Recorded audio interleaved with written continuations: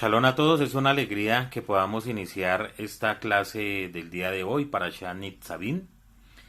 Esta Parashá la encontramos en Deuteronomio de Barín, capítulos 29, versículo 10 al capítulo 30, versículo 20.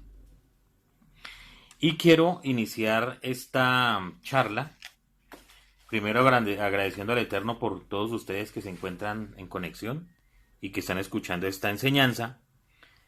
Segundo, por las personas que han escrito estas palabras, esta enseñanza de hoy, de la cual estaremos citando a las personas y rabinos de la cual he tomado citas.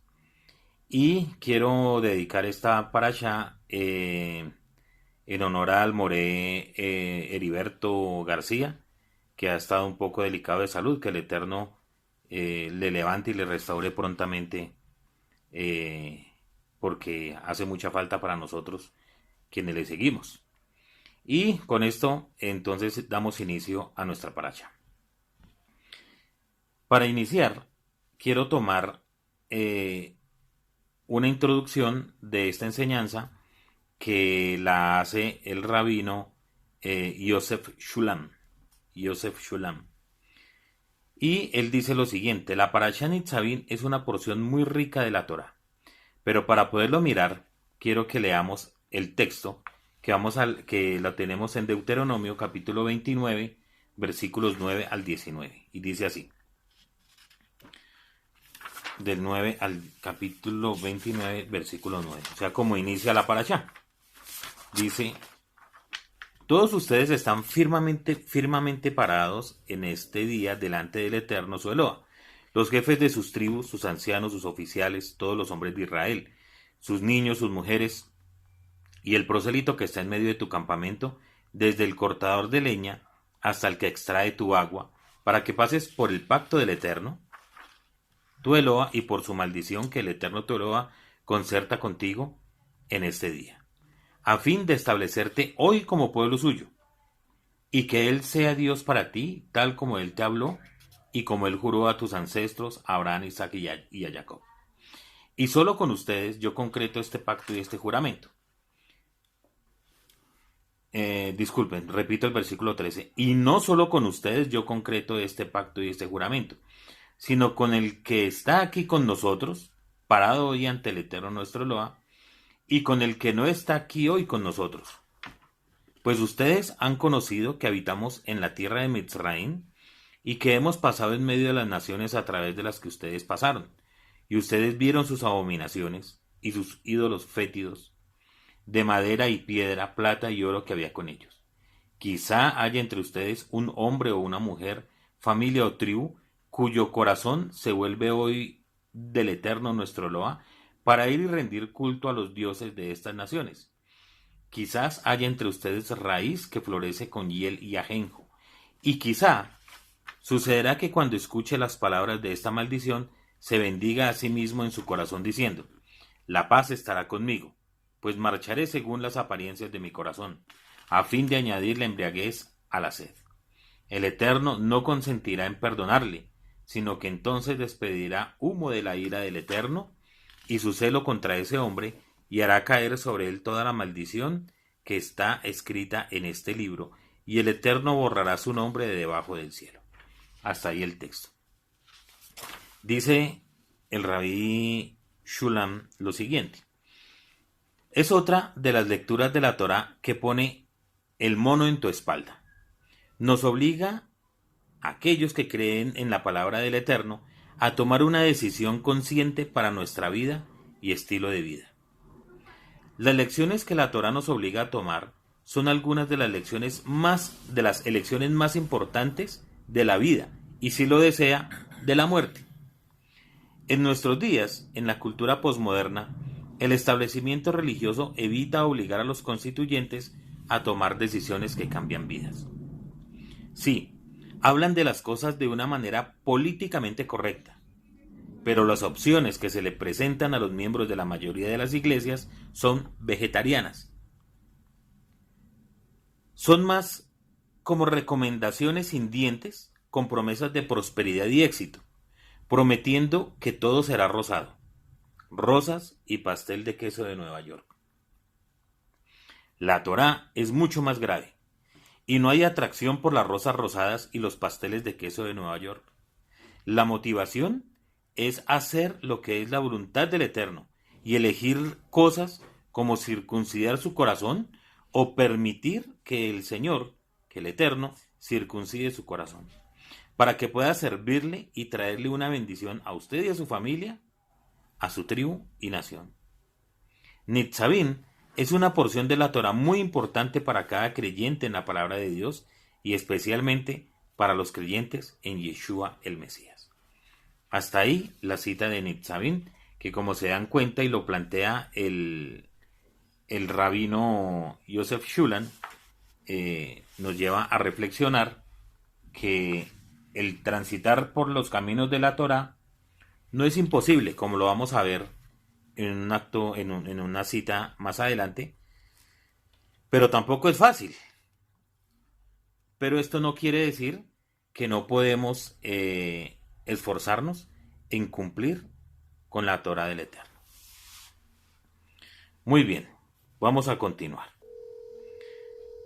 Ahora voy a tomar una enseñanza del rabí Yohanan bar Moré, y esta enseñanza tiene comentarios de Rashi y de otros rabinos, los cuales vamos a ir citando, pero realmente es una enseñanza muy hermosa la que nos trae en este día. El significado de esta parashá, dice nuestro rabino Yohanan bar Moré, es estar firmemente parados, y se compone de los versos 29:9 en las Biblias cristianas, 29:10 hasta el capítulo 30, versículo 20. Dice, como vemos en la parashá, no se encuentran mitzvot, sino advertencias a nuestro pueblo. Así que hoy vamos a detenernos en un exégesis al verso 17 en las Biblias tradicionales, verso 18 del capítulo 29. Dice así el texto sagrado: quizá haya entre vosotros varón o mujer, o familia o tribu, cuyo corazón se aparte hoy de el Eterno nuestro Eloa, para ir a servir a los dioses de esas naciones. Quizás haya en medio de vosotros raíz que florece con hiel y ajenjo. Y aunque no entraremos en detalle a hacer exégesis de los versos siguientes, conviene leerlos porque forman parte del contexto del versículo 17. Entonces, continuamos. Versículo 18, 19 y 20. Y suceda que, al oír las palabras de esta maldición, él se bendiga en su corazón, diciendo: tendré paz, aunque ande en la dureza de mi corazón, a fin de que con la embriaguez quite la sed. No querrá el Eterno perdonarlo, sino que entonces humeará la ira del Eterno y su celo sobre el tal hombre, y se asentará sobre él toda la maldición escrita en este libro. Y el Eterno borrará su nombre de debajo del cielo, y lo apartará el Eterno de todas las tribus de Israel para mal, conforme a todas las maldiciones del pacto escritos en este libro de la ley. Hasta ahí los versículos. Empecemos con la primera frase del versículo 17, que dice: Pen e ish bahem. Pen y esh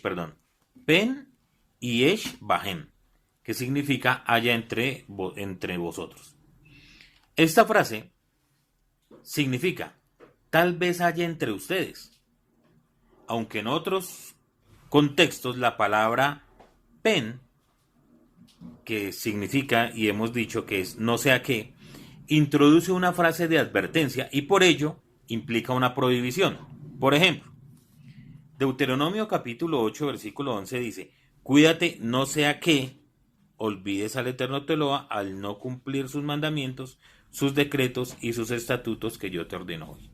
O sea, ahí vemos una referencia clara de una prohibición. Pero este no es el caso. En este versículo no se puede asumir ese significado, ya que claramente habla de una posibilidad. Por ello, aquí el sentido que adopta es el de quizá, no como obligación, sino como una advertencia.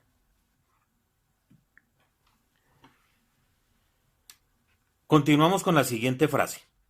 La siguiente frase dice: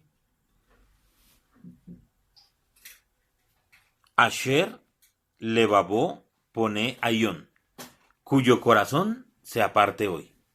Es decir, que se regresa de aceptar sobre sí el pacto del Eterno. Moshe dice que alguien puede volverse del Eterno. Esta actitud implica negarse a aceptar el pacto. Y se explica con la siguiente frase: para ir a servir a los dioses de estas naciones.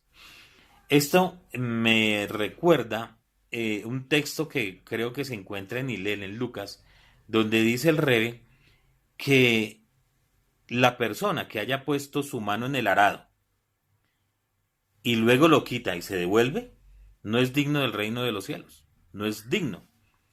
¿A qué hace referencia? A lo que se llama apostasía o negar el pacto del Eterno para irse al pacto con otras naciones, con otros dioses.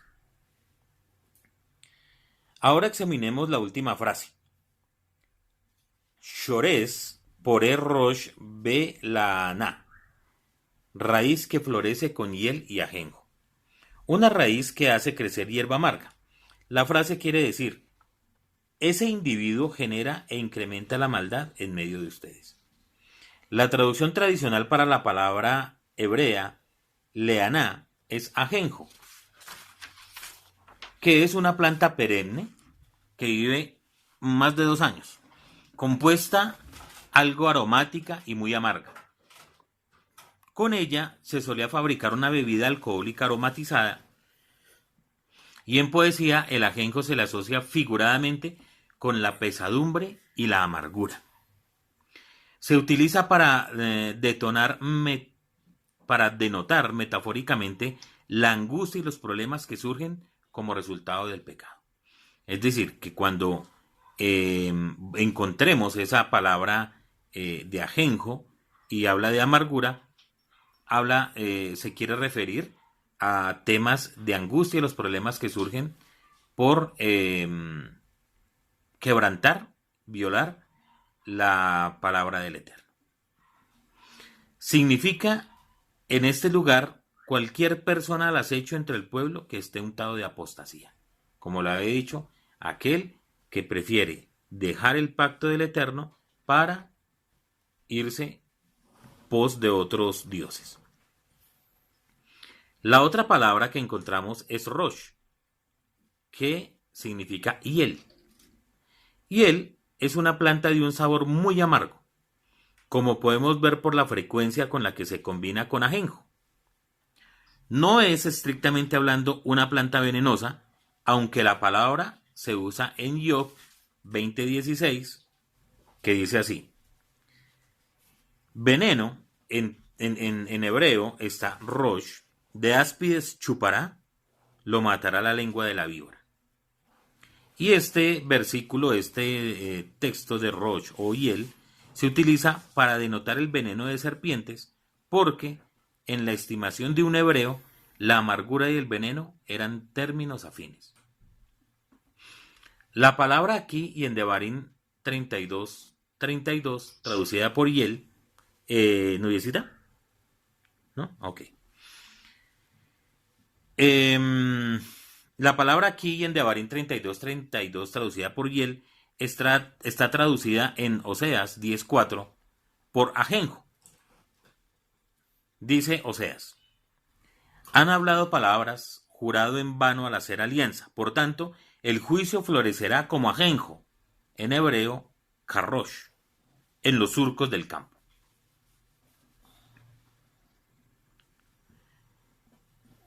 Es el nombre de una planta de intensa amargura y de crecimiento rápido, y por tanto se usa repetidamente en conjunción con ajenjo. Es decir, que es una planta un poquito complicada, ¿no? Porque es de intensa amargura y de crecimiento rápido. O sea, ahí vamos mirando y quiero que vayamos pensando cómo está de pronto nuestra vida, ¿no? Porque esa miel crece rápido. esa amargura. Pero ahora vamos a mirar más adelante a qué se refiere esa amargura, para que no estemos todos angustiados.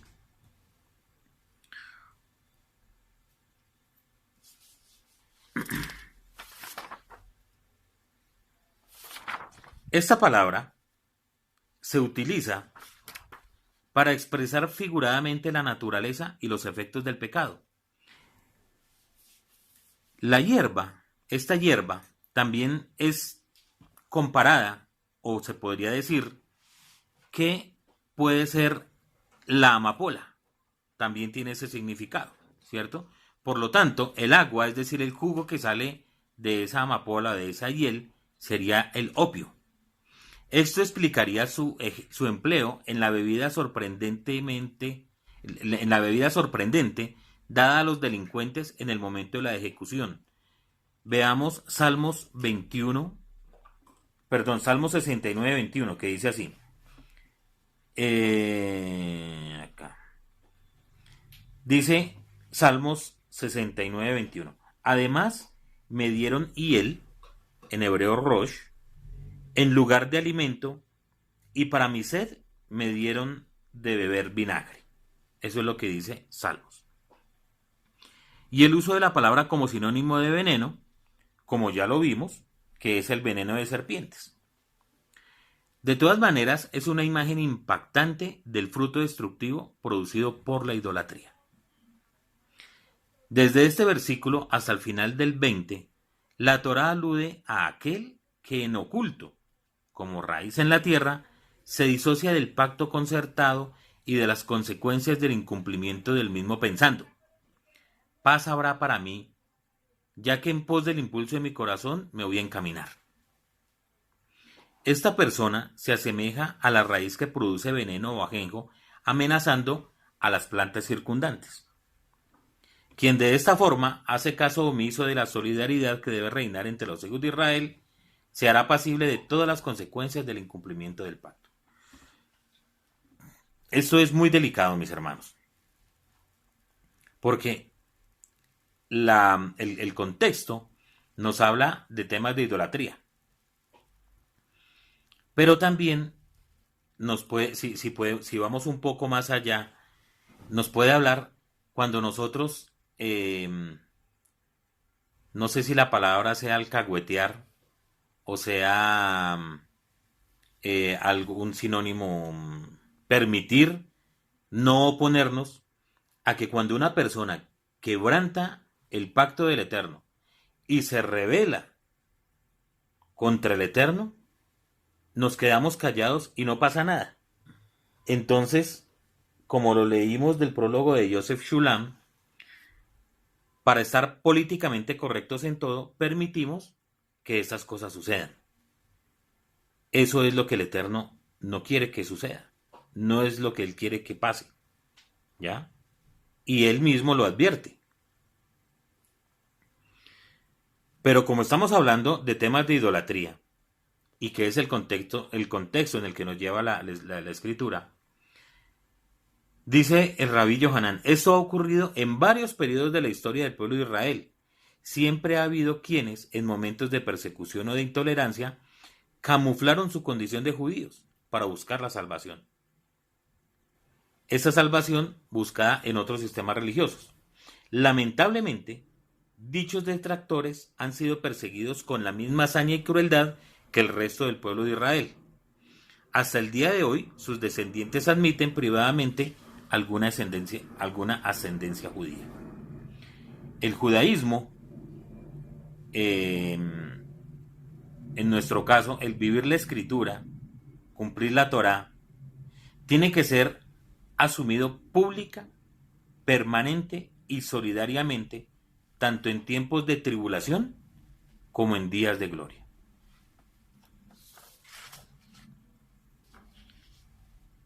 Ahora bien, la Septuaginta traduce al griego la frase rosh y el ajenjo. En nuestro verso de Devarim, bueno, es un término griego que no lo entiendo. Cuando Yeshua estaba en el madero, nos dice Matillahu, que le oyeron decir que tenía sed, y entonces algunos corrieron y le acercaron una esponja empapada en hiel. Lo encontramos en Mateo 27:34. Dice, le dieron a beber vino mezclado con hiel. Pues este verso en el texto hebreo de Dutilet dice, Vaiznu lo yain mahul berosh. Es decir, utiliza la palabra rosh de la que hemos venido hablando, como hiel. Aparece entonces que el acto de haberle dado a beber vino con hiel no solo trae la imagen de un acto aparentemente cruel para alguien que se muere de sed, por la deshidratación de la tortura, sino nos hace entender que era la manera como se sedaba a alguien en sus momentos de dolorosa agonía, como explicamos hace un momento cuando leímos el Salmo 69:21. Leemos, sin embargo, que Yeshua al probarlo no quiso seguir tomándolo a fin de no anestesiarse, y más bien acabar de sufrir el dolor sentenciado sobre él por causa de nuestros pecados. Pero después de haberlo probado no quiso beberlo. Mateo 27:34. Así que la amargura que engendra nuestro pecado fue sobre él, y él la quiso llevar hasta lo último. Por otra parte, hay otro pasaje en la Brida Hadashah que no se entendía en su sentido pleno sin el estudio de este pasaje de la Torá. Leemos en el libro de Hechos lo siguiente. Este es un pasaje muy interesante. Quiero que prestemos atención. Pero había un hombre llamado Shimón que antes ejercía la magia en aquella ciudad y había engañado a la gente de Samaria, haciéndose pasar por algún grande. A este oían atentamente todos, desde el más pequeño hasta el más grande, diciendo, este es el gran poder del Eterno. Y estaban atentos porque con sus artes mágicas les había engañado mucho tiempo. Pero cuando creyeron a Felipe, que anunciaba el evangelio del reino de Eloa y el nombre de Yeshua HaMashiach, se bautizaban hombres y mujeres. También creyó él mismo, o sea, Shimón. Y habiéndose bautizado, estaba siempre con Felipe, y viendo las señales y grandes milagros que se hacían, estaba atónito. Cuando los apóstoles que estaban en Jerusalén oyeron que Samaria había recibido la palabra de Eloa, enviaron allá a Kefa y a Johanán, los cuales, habiendo venido, oraron por ellos para que recibiesen el Espíritu Santo, porque aún no había descendido sobre ninguno de ellos, sino que solamente habían sido bautizados en el nombre de Yeshua. Entonces les imponían las manos y recibían el Espíritu Santo. Cuando vio Shimón que por la imposición de las manos de los apóstoles se daba el Espíritu Santo, les ofreció dinero diciendo, dadme también a mí ese poder para que cualquiera a quien yo impuse las manos reciba el Espíritu Santo. Entonces Kefa le dijo, tu dinero perezca contigo, porque has pensado que el don de Eloa se obtiene con dinero. No tienes tu parte ni suerte en este asunto, porque tu corazón no es recto delante de Eloa. Arrepiéntete, pues, de esta tu maldad, y ruega a Eloa si quizás te sea perdonado el pensamiento de tu corazón. Porque, y aquí viene el término, en hiel de amargura y en prisión de maldad veo que estás. Es fácil entender la reprensión que Kefa le hace al mago Shimón por este pecado de querer comerciar con las cosas del Eterno. Pecado precisamente llamado simonía, así se le conoce. Pero no se entiende a simple vista por qué se halla en él hiel de amargura. Alguien pensaría que se estaba hablando del personaje de las tiras cómicas de Olafo el Amargado. No se sabe por qué la amargura, pero ese no es el caso de Shimón. Con el texto que hemos estudiado hoy de la Torá, ahora sí podemos entender. Kefa le estaba diciendo a Shimón que su conversión no era correcta, pues manteniendo esa actitud de simonía, o sea, le reprendió lo que él estaba haciendo. Lo que estaba haciendo era ser una raíz de hiel y ajenjo que se le aplica a los que se alejan o no entran en el pacto del Eterno con un corazón sincero, sino que aparentan entre los demás creyentes que han entrado y por tanto esparcen veneno que finalmente afectará a todos e incluso ellos mismos, y recibirán el castigo amargo del Eterno decretado en este pasaje de la Torá. De ahí que Kefa lo insta a que se arrepienta y que de veras se vuelva al Eterno. Porque no puede ser entrar en el pacto de Hashem y hacer cosas de idolatría o de magia que son totalmente contrarias a la Torá y que hacen parte de la idolatría. Finalmente, otro texto que no se entendía en todo su contexto hebreo lo encontramos en Hebreos capítulo 12 versículo 15. Dice así: mirad bien, no sea que alguno deje de alcanzar la gracia de Eloa, que brotando alguna raíz de amargura os estorbe, y por ello sean muchos contaminados.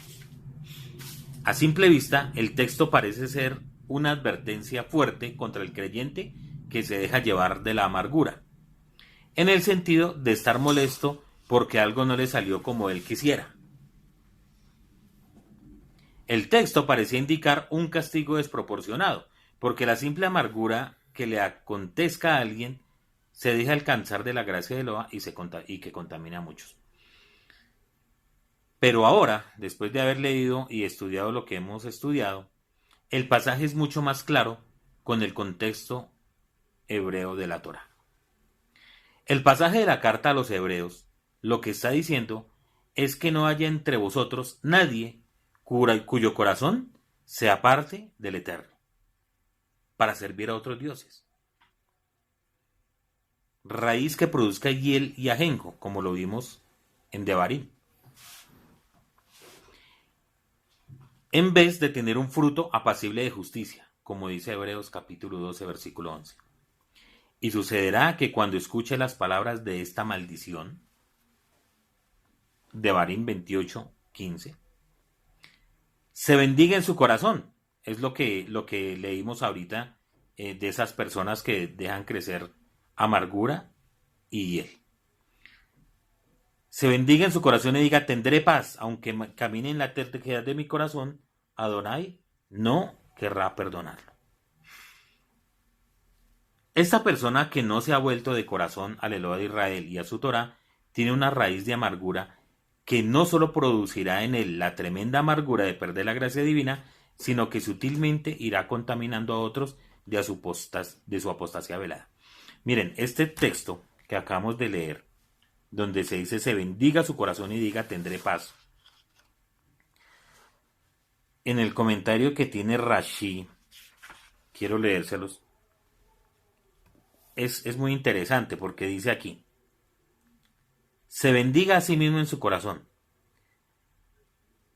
Esta frase implica bendición. Este individuo pensará en su corazón una bendición de paz para sí mismo, diciendo: esas maldiciones no vendrán sobre mí, sino que estaré en paz. O sea, una persona que deja crecer en su corazón esas raíces de amargura y de hiel, de ajenjo y de hiel, está propensa a ser autosuficiente y a creer que no importa lo que haga, él va a ser bendecido y no va a ser tocado ni él ni su familia. Y es un grave error.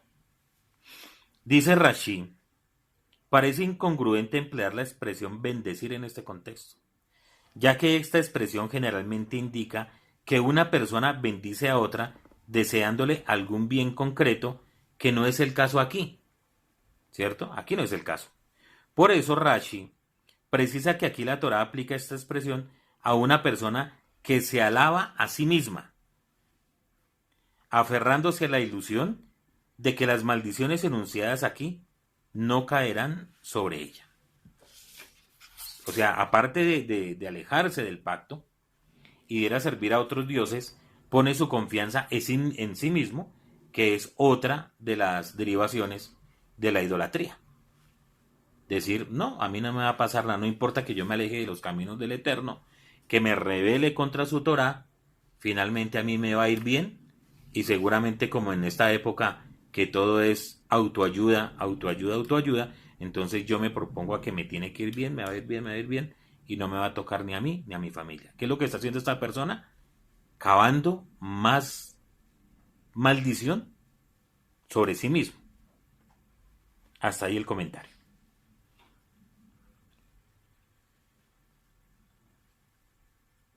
Esta persona que no se ha vuelto de corazón al Eloa de Israel y a su Torá, tiene una raíz de amargura que no solo producirá en él la tremenda amargura de perder la gracia divina, sino que sutilmente irá contaminando a otros de su apostasía velada. Y entonces cobran sentido los versos siguientes, que no es por la amargura de espíritu, sino por el corazón secreto que apostata del Eloa de Israel y de su Torá, que haya algún fornicario o profano, como Esab, que por una sola comida vendió su primogenitura. Porque ya sabéis que aún después, deseando heredar la bendición, fue desechado, y no hubo oportunidad para el arrepentimiento, aunque la procuró con lágrimas. No es la amargura lo que quita la oportunidad del arrepentimiento, sino la apostasía de corazón, porque está claro en la Torá que entonces el Eterno no querrá perdonarlo. ¿Es este un momento propicio para que examinemos, porque cuando estamos explicando la Torá, no es para los demás solamente, sino que a uno mismo le aplica? ¿Es este un momento propicio para que examinemos la intimidad de nuestro corazón? ¿De veras, de corazón, estamos en el pacto del Eterno? ¿O existe alguna raíz de amargura? Una apostasía bajo tierra, no visible, como lo es la raíz, que tarde o temprano produzca frutos de amargura para ti, como para otros a los cuales contaminarás. Este es un tiempo propicio para el arrepentimiento y la verdadera conversión. Este mes, que estamos en el mes sexto, y en vísperas de Yom Teruá y de Yom Kippur.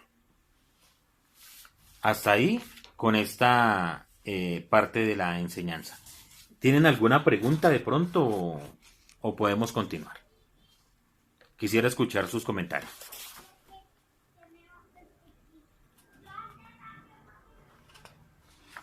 Kelly, Sebastián, Nubiecita. Todo claro en el momento. Todo claro, perfecto. ¿Y Nubiecita tiene alguna consulta, alguna pregunta o está todo claro hasta ahí? Todo claro hasta ahí, hermano. Muy bien, hermanita, toda raba. Ahora vamos a estudiar otro texto. Otro texto que lo encontramos en el capítulo 30. Permítame lo busco porque se me perdió.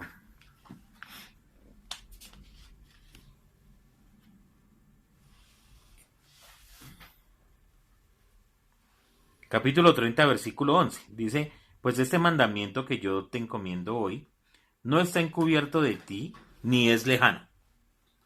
No está en el cielo, para que pudieras decir, ¿quién ascenderá por nosotros al cielo?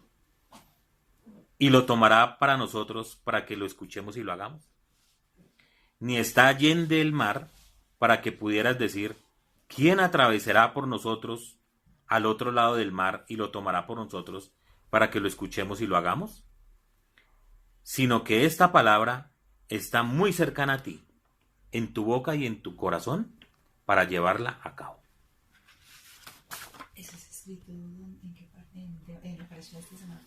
Está la cita, la repito, Devarim, capítulo 30, versículos 11 hasta el versículo 14.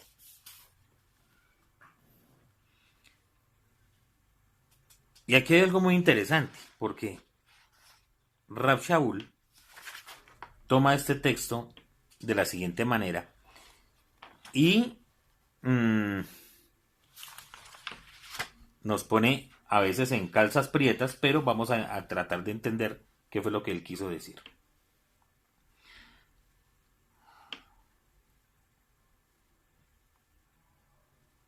Se me perdió el versículo.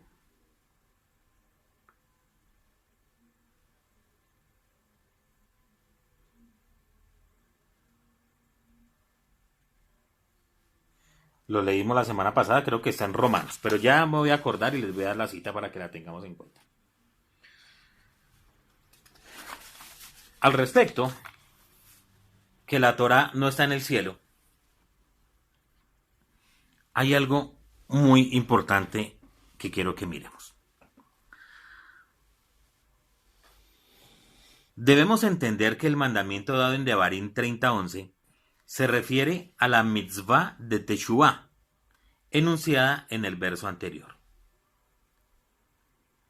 Pero todos los rabinos exégetas están de acuerdo que también se refiere a toda la Torá. En el verso 12, Moshe recalca que aunque la Torá en su origen estuvo en el cielo, ya fue bajada a la tierra, en el monte Sinaí. Por lo tanto, el sentido peshat de que la Torá no está en el cielo es para indicarnos que no tenemos ninguna excusa para no guardarla, pues ya está en nuestra boca y en nuestro corazón. Sin embargo, en el Talmud Babli, en el tratado Baba Metzia 59b, los rabinos interpretaron este pasaje como un argumento para probar que la halajá y la Torá oral, dictada por ellos, tiene un carácter absoluto e incontrovertible. Aunque salga una voz del cielo para enseñarnos cómo debe ser interpretada la Torá, no le debemos prestar atención, ya que la Torá no está en el cielo. Me voy a permitir transcribir las palabras de Nehemías Gordon, un judío caraíta, en su estudio El Yeshua hebreo y el Jesús griego, quien, al criticar el judaísmo rabínico, en 5 puntos, como segundo punto declara que este judaísmo se ha tomado la autoridad de interpretar la Torá basándose en el texto que estaremos analizando. Vamos a citar a Nehemías Gordon. Dice así: autoridad de los rabinos. El segundo principio del judaísmo rabínico farisaico es la creencia en que los rabinos tienen autoridad absoluta para interpretar la escritura y que lo que ellos dicen en materia religiosa es por definición verdadero. Esto es mejor expresado por la doctrina rabínica, que afirma que si los rabinos dicen que la derecha es la izquierda, o que la izquierda es la derecha, tienes que obedecerlos. Mientras crecía, continúa Nehemías Gordon, esto supuso un problema al que tenía que enfrentarme a diario. Constantemente iba donde mis rabinos y me quejaba de que esta o aquella interpretación del Talmud parecían ignorar las palabras explícitas de la Torá. Me decían una y otra vez que los rabinos lo han interpretado de esa manera y nosotros no teníamos ningún derecho para cuestionarlo. Un día, uno de mis rabinos me sentó para convencerme de la absoluta autoridad de los rabinos. Él empezó a contarme la historia del rabino Eliezer, que aparece en el Talmud babilónico, tratado Baba Metzia, página 59. Rabí Eliezer era el más grande sabio rabínico y el maestro del legendario rabino Akiva. En cierta ocasión, Rabí Eliezer se encontraba envuelto en un debate con el resto de los rabinos sobre alguna minucia de la ley rabínica. Rabino Eliezer mantenía que cierto tipo de horno no podía contraer impureza, mientras que todos los demás rabinos decían que sí se podía. El Talmud relata que ese día Rabí Eliezer utilizó todo argumento imaginable, pero que no pudo convencer a los otros rabinos. Rabino Eliezer estaba muy frustrado. Sus argumentos racionales demostraban claramente que él tenía la razón, pero esto no era bastante para convencer a los demás rabinos de que cambiaran su decisión. ¿Qué podría hacer? Desesperado como estaba, Rabino Eliezer invocó un milagro. Gritó diciendo: si tengo razón, que los árboles lo demuestren. Todos los rabinos en la academia oyeron de repente un gran estruendo y cuando miraron fuera vieron todo un huerto de árboles desarraigándose inexplicablemente y volando en el aire. Los rabinos quedaron muy impresionados, pero se volvieron al rabino Eliezer y le dijeron: nosotros no hacemos caso a los árboles. Rabino Eliezer lo intentó de nuevo. Gritó diciendo: si yo tengo razón, que el río lo demuestre. Todos en la academia corrieron fuera y fueron testigos de cómo el gran río empezó a fluir al revés, Los rabinos quedaron ahora sumamente impresionados. Pero ellos se volvieron al rabino Eliezer y le dijeron: nosotros no hacemos caso a los ríos. Al rabino Eliezer ahora le hervía la sangre y gritó: si yo tengo razón, que las paredes de la academia lo demuestren. Las paredes de la academia empezaron inmediatamente a hundirse. Los rabinos se volvieron al rabino Eliezer y dijeron: nosotros no escuchamos a las paredes. Rabino Eliezer ya no sabía qué hacer y gritó finalmente: si la ley está de acuerdo conmigo, que lo demuestre el cielo. En ese momento, todos los presentes en la academia oyeron una voz del cielo que decía: ¿por qué disputáis con el rabí Eliezer, viendo que en todo el asunto la ley está de acuerdo con él? Los rabinos quedaron impresionados de nuevo, pero se volvieron al rabino Eliezer y le dijeron: lo sentimos, pero no hacemos caso al cielo. Según mi rabino, continúa el relato de Nehemías Gordon, esta historia se refiere a Deuteronomio 30:12, que dice acerca de la Torá: no está en el cielo. Por supuesto, esta frase es la parte del versículo que dice que no hay excusa alguna para no seguir la Torá, puesto que no está en el cielo, ni al otro lado del mar, sino en nuestros corazones y en las bocas. Los israelitas acaban de oír la Torá directamente de Moshe y sabían perfectamente lo que significaba, así que no tenían excusa alguna para no vivir por ella.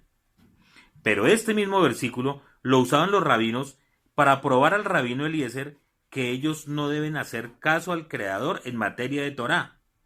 Una vez que la Torá fue entregada, no permanecía en el cielo y en consecuencia no tenía por qué interpretarla.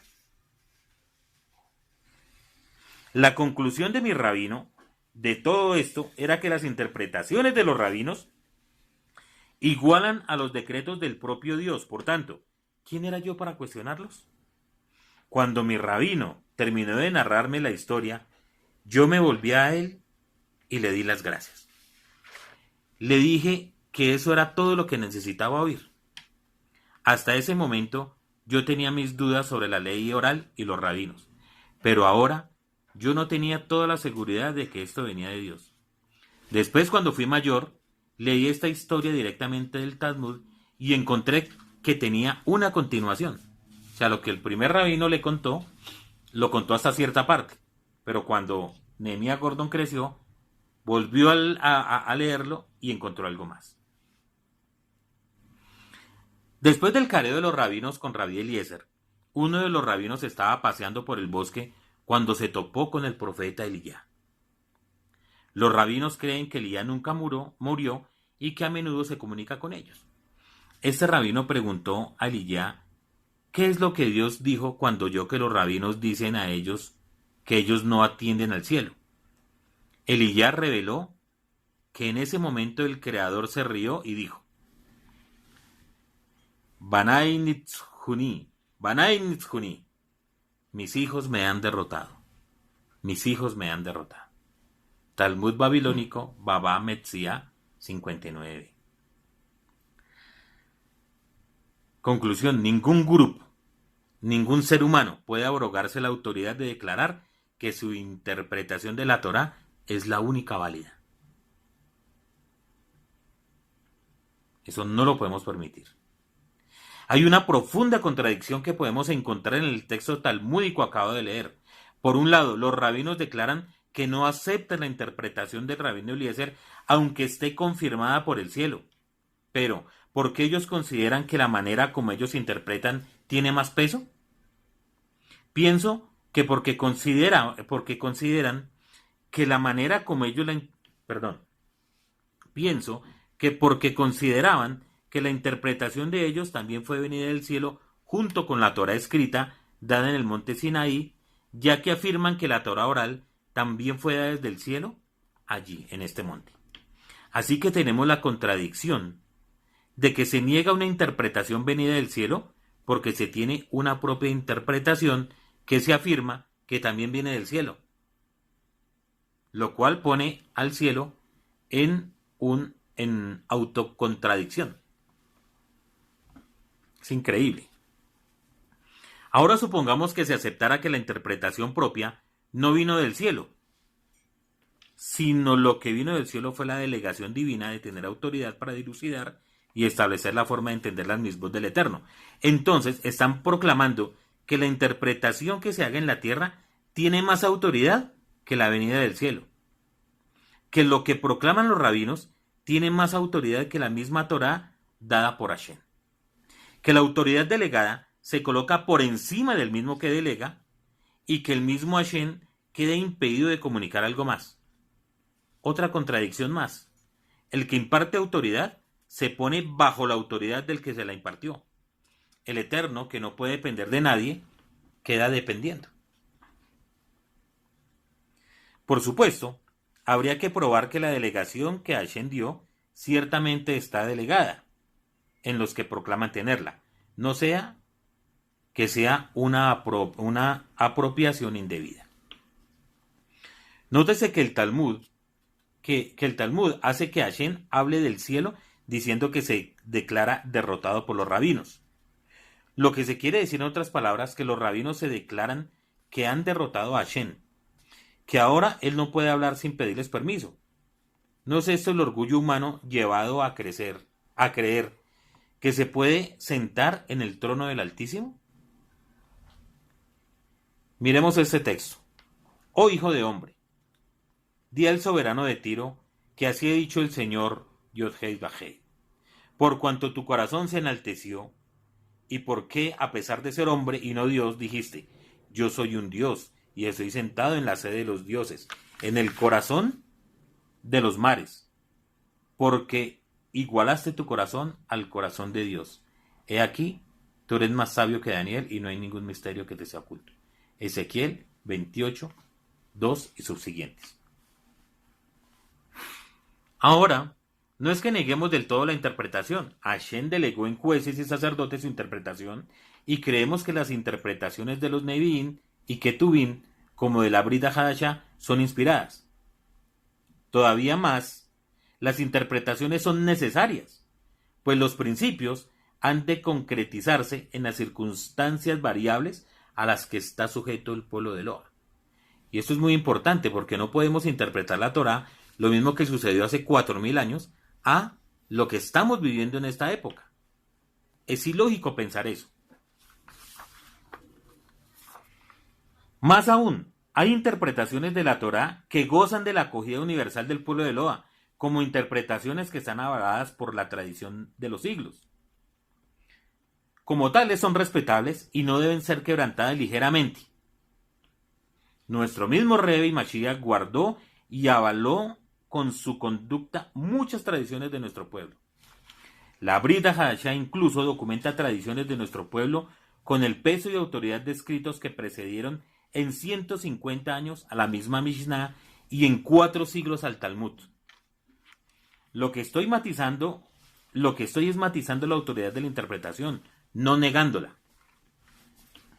Estoy relativizándola y colocándola en su puesto secundario de autoridad frente a la autoridad de la Torá escrita. Los rabinos mismos son cuidadosos en informar y distinguir cuándo un mandamiento es de Hashem y cuándo es de Rabanán. Y añadiría que ciertamente la Torá está en la tierra dada por el Eterno, en el monte Sinaí, y que la interpretación fuera de los escritos canónicos que hacemos los hombres de Torá tampoco está en el cielo, sino que es algo creado por los hombres y como tal se debe tomar.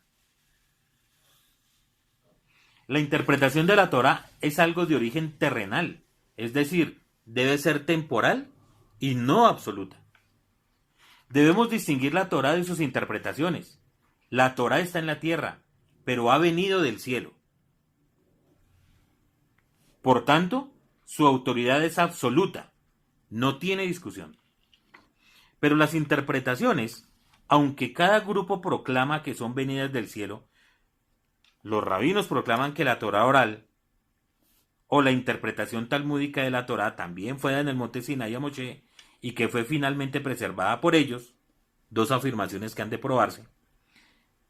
Los mesiánicos también proclaman que los escritos mesiánicos son de inspiración divina Las interpretaciones son interpretaciones. Como tales, sean inspiradas o no, no pueden contradecir el texto que interpretan. Dejarían de ser interpretación y pasarían a ser sustituto del texto mismo de la Torá, contradiciendo el principio de Maimónides de que la Torá no cambiará. En otras palabras, la autoridad de la interpretación no es absoluta, sino relativa, y por lo tanto discutible y susceptible de que venga o no por confirmación de parte del cielo. Quisiera terminar con un comentario del rabino Marcos Ederi. Estas interpretaciones reivindican el disenso interpretativo, ya que la palabra revelada por Eloa no es tan simple como para admitir una interpretación monolítica. Este debate talmúdico, el de los rabinos en el tratado Baba Metzia, testimonia el dinamismo que caracteriza a la Torá de Israel y a sus maestros. No es la intolerancia consecuencia directa de la ausencia de debate en el ámbito de lo esencial. Muy interesante. Entonces, ¿qué queremos resumir de todo lo que hemos hablado en este momento? La Torá es única y fue entregada por el Eterno, descendió del cielo. Eso es sí y amén. Punto. Ahora, las interpretaciones que se dan son circunstanciales y dependen de la época. ¿Sí? Y no podemos decir que una interpretación es monolítica y el que no haga conforme a esa interpretación, entonces está errado. La interpretación no la podemos ver desde este punto de vista. Entonces, muy interesante este texto que hemos estudiado hasta ahí, de lo que significa que la Torá está en la tierra, no en el cielo. Pero miremos entonces qué es lo que dice el Brit Hadashah. Como un rabí como Shaul de Tarso, cita a Devarim cambiando la referencia inmediata que indica el original. Como lo he dicho, creo que Saúl cita a Devarim para probar que la Torá misma enseña que la justificación requiere fe. Pero algunos piensan que Shaul abusa de la Torá citando selectivamente a fin de aplicar el pasaje al Mesías, cuando el original se refiere claramente solo a la Torá. Entonces acabamos de leer que la Torá habla en Devarim, el pasaje, que la Torá no está en el cielo, sino en la tierra. Sin embargo, Rab Shaul no está siendo arbitrario en la interpretación. Él se atiene a las reglas de interpretación rabínica. De acuerdo con los cánones de la citación rabínica, el contexto es tomado como es dado. Aún una breve cita se supone que llama la atención del lector al pasaje entero del cual la cita es una parte. Shaul sabe bien esto. Él sabe que sus lectores no pueden ser engañados ignorando el contexto, particularmente las palabras adyacentes a las que uno cita. Por tanto, lejos de cambiar el peshat, el sentido inmediato o literal del texto, Shaul está asumiendo que sus lectores conocen ya el peshat, es decir, conocen todo el contexto, de manera que puede pasar a un drash, es decir, puede meter un poquito los pies en el mar, ya no quedarse en la playa, que puede ganar la aceptación de cualquiera que se aproxime a la Torá en espíritu de fe. En el versículo 7, la sustitución de Shaul de descender al Sheol por cruzar el mar no altera seriamente la verdad subyacente del Peshat, pero hace una aplicación más clara del Mesías. Quiero que busquemos el pasaje. Y para eso me va a tomar un momentico porque tenemos que buscarlo y no tomé la precaución de haberlo buscado antes.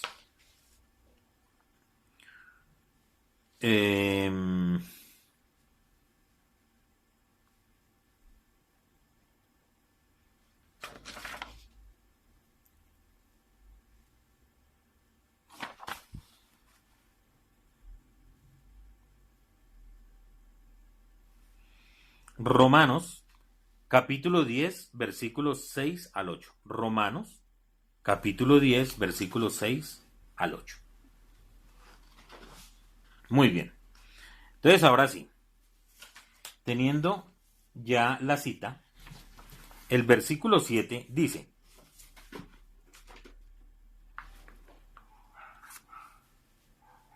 ¿quién descenderá al abismo? Esto es para hacer subir a Mashiach de entre los muertos. El versículo de Devarim que estamos leyendo dice: ni está en la otra parte del mar para que digas quién pasará por nosotros la mar para que nos los traiga y nos lo presente a fin de que lo cumplamos. O sea que encontramos ahí una clara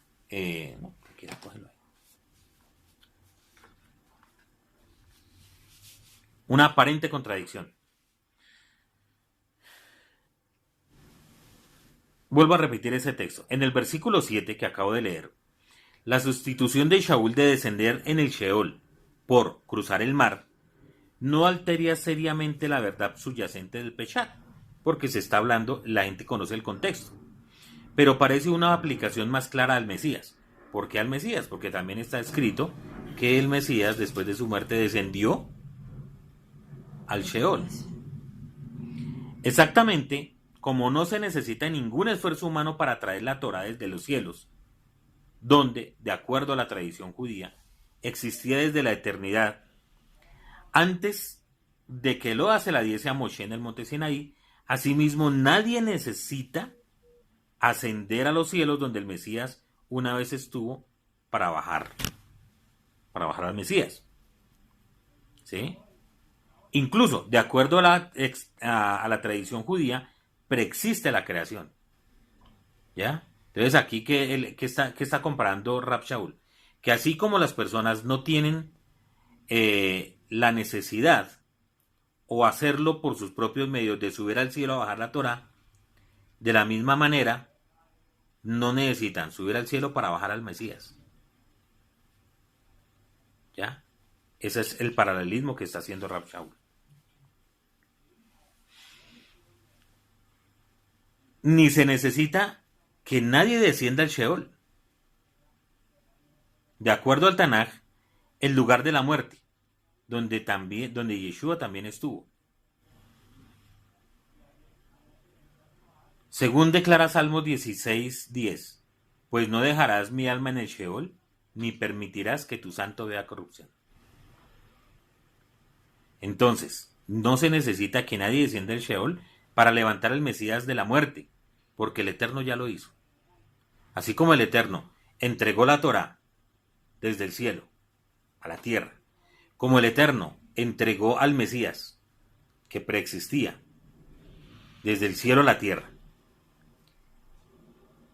igual el Eterno levantó al Mesías, él mismo lo hizo del Sheol. No es necesario que nadie baje allá para subir al Mesías. Si no hay necesidad de traer al Mesías desde donde una vez estuvo, mucho menos hay necesidad de traerlo de donde no estuvo, más allá del mar. Este es un argumento de implicación, es decir, en lo que dicen los rabinos, argumento de mayor peso en la ley de interpretación. Los teólogos cristianos que piensan que la ley mosaica solo ofrece justicia por obras y no justicia de fe, dicen que el versículo 8, Shaul intencionalmente acortó y dejó de citar para que la cumplas al final del pasaje, porque sabía que no podían cumplirla. En otras palabras, estos teólogos piensan que Shaul sabía algo que no lo sabía Moshe, a saber, que nadie era capaz de guardar la Torá y que por tanto extractó frases del contexto y les dio un sentido opuesto al que tenían en su contexto original. Eso es lo que dicen los críticos. ¿Pueden los críticos judíos ser censurados por llamar engañador a Shaul si esto fue lo que hizo? Pero Shaul ciertamente no fue un engañador, como él mismo protestó cuando fue acusado de ello. Recordemos 2 de Corintios, capítulo 4, versículo 2, que dice: pero rechazamos los tapujos de vergüenza, no procediendo con astucia, ni adulterando la palabra de Dios, sino que, por la clara demostración de la verdad, nos recomendamos a nosotros mismos toda conciencia humana delante de Dios. Más bien, en su drash, se está refiriendo al mandamiento y a la palabra, de aquel pasaje de Barín de Israel, que confiar en el Mesías cuando él venga, el profeta como yo, del cual escribió Moshe. Más aún, aunque no cita las palabras para que las cumplas, él las implica incluyendo este hacer en su drash en los versículos 8b al 10, que dice que si confiesas con tu boca que Yeshua es el Señor, y si crees en tu corazón que Eloa le levantó entre los muertos, serás salvo, porque con el corazón se cree para justicia, y con la boca se hace confesión para salvación. Esto no es un engaño, esto no es un engaño, sino una exposición tipo Midrash. En todo caso, el propósito tanto del pasaje de Devarim y de este mostrar que el autoesfuerzo no es necesario ni posible, tanto la Torá como el Mesías fueron dados por gracia de Eloa, sin asistencia humana, de la manera que Israel pueda oír y pueda hacer. Hasta aquí la enseñanza. Entonces, para concluir, simplemente saber que la Torá la podemos cumplir. No tenemos que asustarnos porque muchas tradiciones quieren hacernos entender que si no lo hacemos como ellos lo dicen, entonces estamos fallando y estamos pecando. No. Ayer escuchaba una enseñanza muy hermosa, donde hay leyes que hablan de las selijot, a qué hora se hacen, que si no las se hacen, entonces este gran rabino decía: si no lo puede hacer en la mañana, hágalo en la tarde; si no puede en la tarde, hágalo en la noche, pero hágalo, arrepiéntase, ore al Eterno, acérquese a Él, cumpla los mandamientos. Y ese es el punto. Muchas veces, por estar pensando en los mandamientos de hombres, dejamos de cumplir la Torá del Eterno. Quisiera saber si hay alguna pregunta o ya podemos dejar ahí la enseñanza.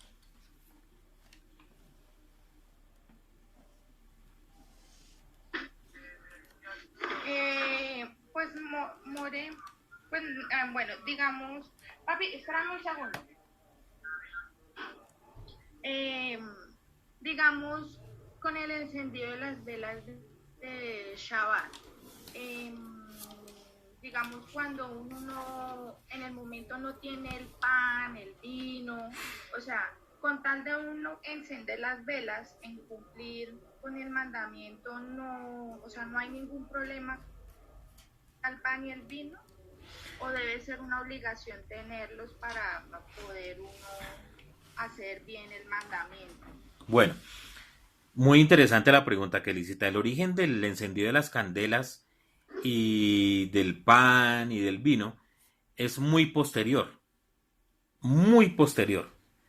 Eso es algo más cabalístico y se ha hecho y se ha implementado por el tema de embellecer el recibimiento del Shabbat. La Torá en ninguna parte nos habla que hay que encender candelas en la víspera de Shabbat. No dice eso. No dice la Torá que debe haber 2 panes para abrir el Shabbat, para recibirlo, y menos vino, en ninguna parte. Se lo dice Word, de hecho. Pero la Torá dice que se debe recordar y se debe guardar. Eso sí está escrito. Y finalmente, eso es lo que representa las 2 velas. Las 2 velas es una representación. Una se enciende para guardar el Shabbat y la otra para recordar el Shabbat. Las dos hogazas de pan o los dos panes trenzados simbolizan la doble porción que el Eterno daba al pueblo de Israel en la víspera de Shabbat para que tuvieran el sustento para el día, porque no se podía cocinar, no se podía trabajar. Entonces, como te das cuenta, son símbolos. Y el vino se toma para santificar el día, el Kiddush. Pero nada de eso está en la Torá. Si se llega el día de recibir Shabbat y no tienes velas, y no tienes pan, y no tienes vino, no pasó nada, tranquila. Simplemente, al caer el sol, le das gracias al Eterno